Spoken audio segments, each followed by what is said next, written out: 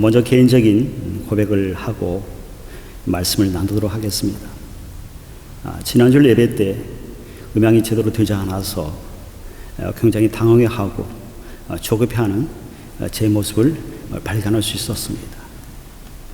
그리고 예배자인 제 자신이 예배에 집중하지 못했습니다. 예배 가운데 전심으로 주님을 향하지 못했던 제 마음을 회개합니다. 그러면서 이런 생각이 들었습니다.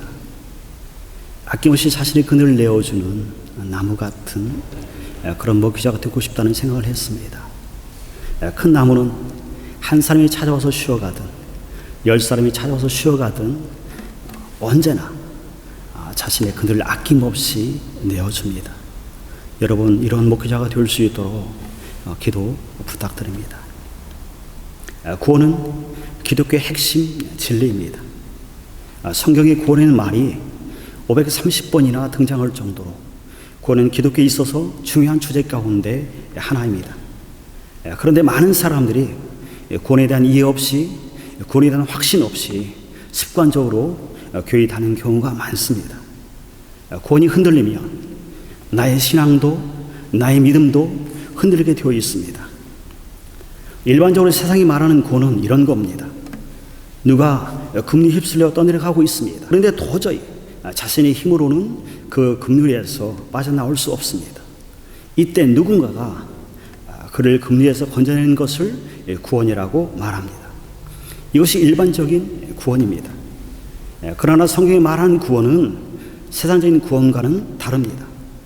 성경이 말하는 구원은 죄로부터 자유케 되는 것, 죄로부터 해방되는 것을 구원이라고 말합니다. 다시 말하면 죄의 문제가 해결될 때 구원이 있는 것입니다. 그런데 죄는 아주 독특한 특징을 가지고 있습니다. 그게 뭐냐면 죄는 분리시키고 단절시키는 그런 일을 합니다. 하나님과 사람 사이에 죄가 들어가면 죄가 하나님과 사람 사이를 분리시키고 단절시켜 버립니다. 아담과 하와가 선악과를 따먹고 범죄했을 때, 죄가 아담과 하와 사이에 들어가게 되었을 때 아담과 하와가 보인 행동은 하나님의 낯을 피하여 숨는 것이었습니다.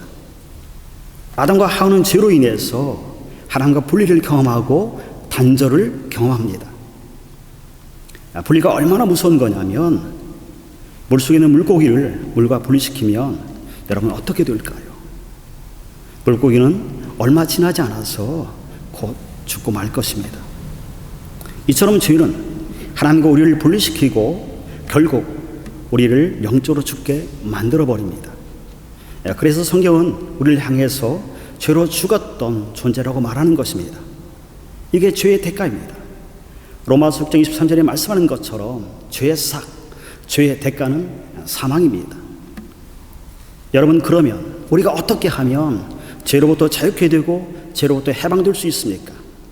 나의 힘으로, 나의 능력으로 가능합니까? 가능하지 않습니다. 성경은 오직 예수 그리스도만이 우리를 죄로부터 자유케 할 수 있는 분이라고 말씀합니다. 다른 이로서는 구원을 얻을 수 없나니 저나 인간에게 구원을 얻을 만한 다른 이름을 주신 이 없다고 사도행전 4장 12절에서 분명히 말씀합니다. 그런데도 인간들은 끊임없이 예수 그리스도 아닌 다른 데서 구원을 찾습니다. 마가복음 10장에 보면 부자 청년의 이야기가 나옵니다. 부자 청년이 예수께 와서 이렇게 묻습니다. 내가 무엇을 하여야 영생을 얻을 수 있습니까? 지금 부자 청년은 영생을 얻는 방법을 찾고 있습니다. 그는 자신의 노력과 열심으로 선을 쌓고 무언가를 하면 영생을 얻을 수 있다고 생각했습니다. 여러분, 그러나 그것은 착각입니다. 인간의 그 어떤 열심으로도 구원에 이룰 수 없습니다. 인간의 그 어떤 행위로도 구원에 이룰 수 없습니다. 여러분, 부자 청년의 문제는 무엇입니까? 구원의 주도권이 자기에 있다고 생각하는 것, 그것이 부자 청년의 문제인 것입니다. 구원의 주도권이 자기에 있다고 생각하기 때문에 얼마든지 자신의 힘으로, 자신의 능력으로 구원에 이룰 수 있다고 생각하게 되는 것입니다. 이 땅의 모든 종교가 다 여기에 머물러 있습니다. 구원의 주도권이 인간에게 있습니다. 불교나 이슬람 모든 종교가 다 그렇습니다. 그래서 그들은 열심히 참선하고 열심히 기도합니다. 그리고 열심히 선을 쌓습니다. 그런데 열심히 기도하고 열심히 참선하고 열심히 선을 쌓아도 여전히 불안합니다.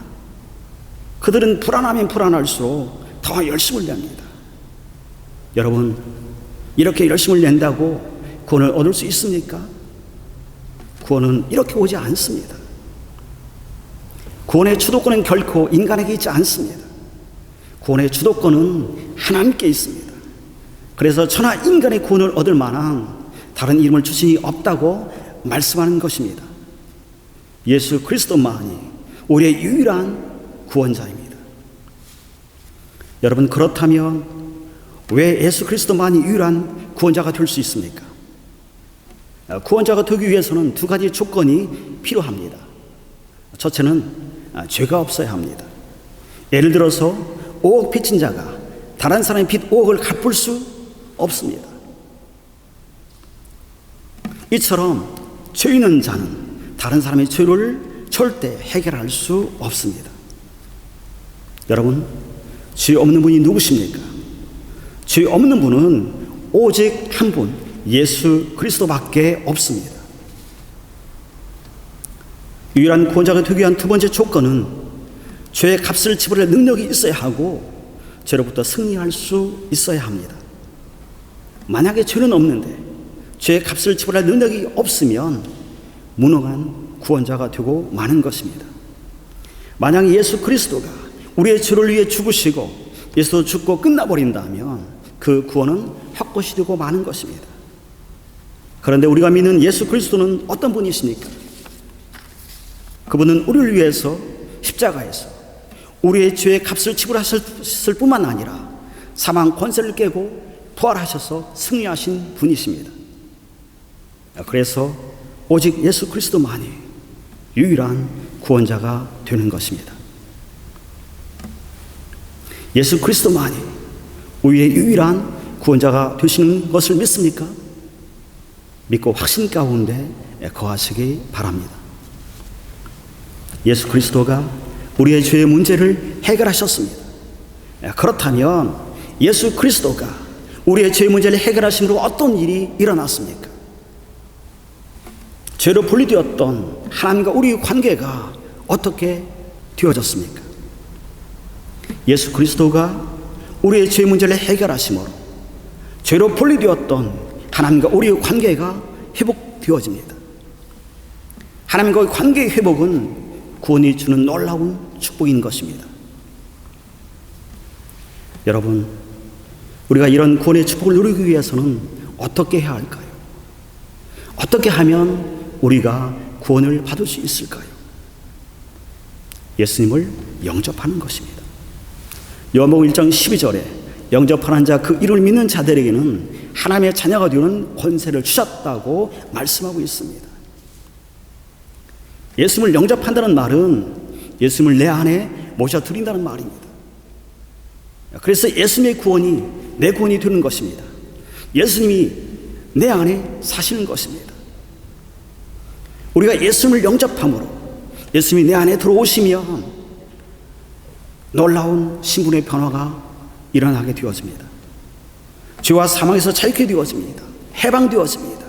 뿐만 아니라 사망에서 생명으로 옮겨집니다.